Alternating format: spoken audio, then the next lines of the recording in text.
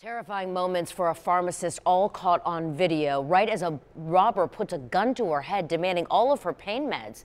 ABC Action News reporter Michael Paluska live in North Lakeland, where deputies are now asking for the public's help to catch this guy. Michael? Wendy, this is a surveillance video that Polk deputies want people to look at and see if they recognize this suspect. They think that this robber's been casing some pharmacies in the area and that he could strike again with deadly consequences. Take a good look at this surveillance video capturing a gunman holding the pharmacist at gunpoint, demanding oxycodone and Percocet.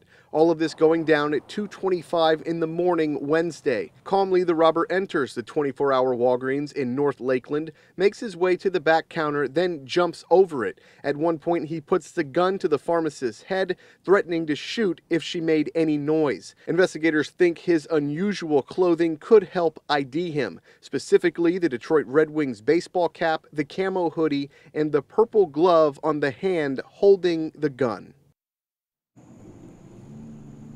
And earlier in the morning of the same day of the robbery, the deputy saying that he was actually casing another Walgreens, walked in and then walked out. There is a cash reward through the Heartland Crime Stoppers for any information that leads to an arrest. We're live in Lakeland in Polk County. Michael Paluska, ABC Action News.